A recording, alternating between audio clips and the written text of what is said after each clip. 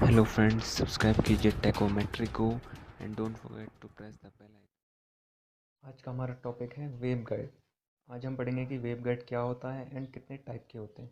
तो देखते रहिए इस वीडियो का एंड तक, एंड आई एम श्योर कि अगर आप इस वीडियो को एंड तक देखेंगे तो आपका इस टॉपिक से रिलेटेड कोई भी डाउट नहीं रह जाएगा। तो देखते रहिए इस वीडियो को एंड तक।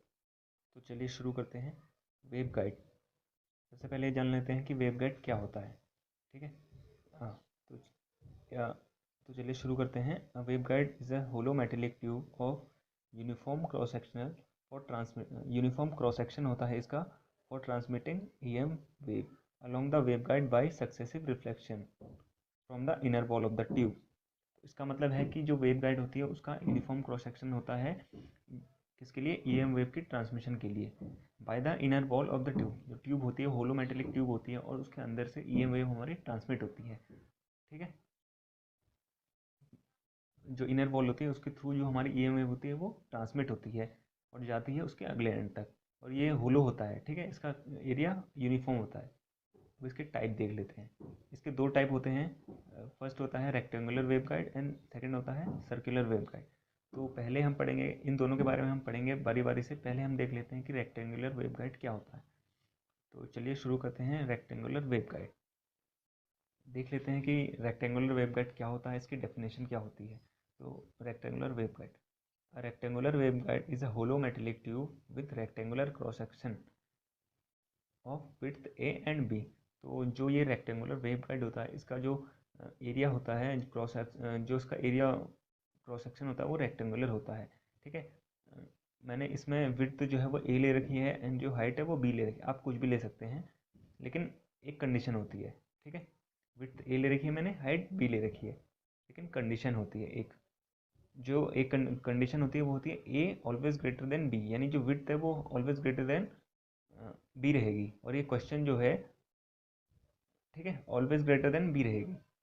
अब दूसरी कंडीशन है, दूसरी इसमें जो इसका वेव गाइड बैंड होता है वो होता है 1 गीगाहर्ट्ज से 220 गीगाहर्ट्ज। और जो ये क्वेश्चन है ये आपके वाइवा पॉइंट ऑफ व्यू से भी बहुत इंपॉर्टेंट है। ठीक है। Most important for viva point of view. कभी कभी होता है कि एग्जामिनर पूछ लेता है कि वेव गाइड बैंड क्या है।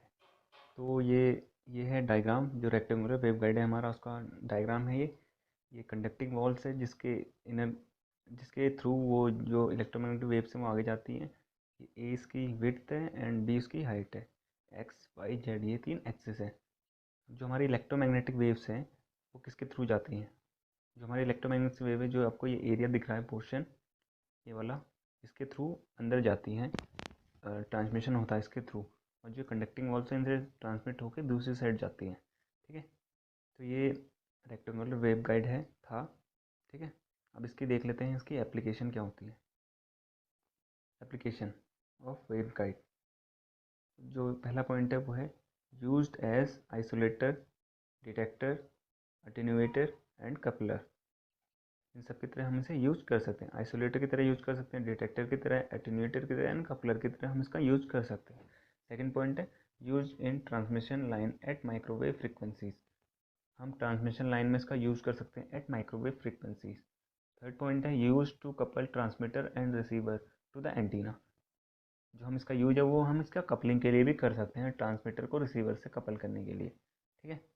तो ये था हमारा रेक्टेंगुलर वेव गाइड। अब हम देखेंगे जो हमारा सेकंड वाला था सर्कुलर वेव गाइड। ठीक है। तो देख लेते हैं अब सर्कुलर वेव गाइड।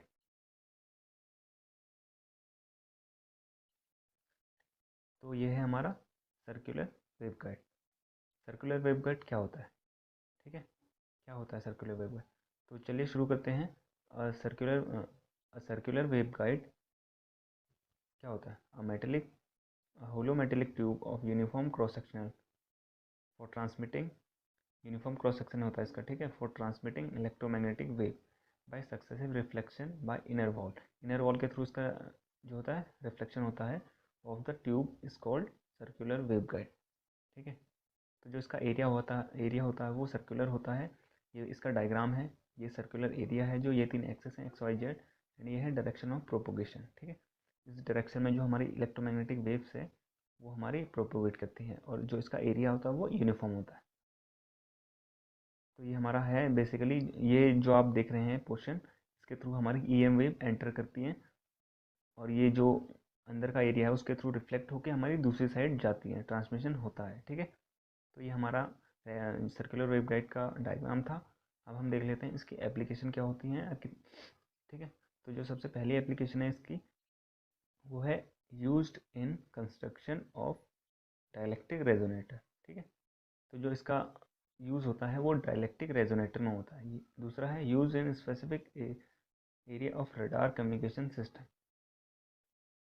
जो तीसरा है वो है used in short and medium distance broadband communication. Short and medium distance broadband communication में इसका यूज़ होता है।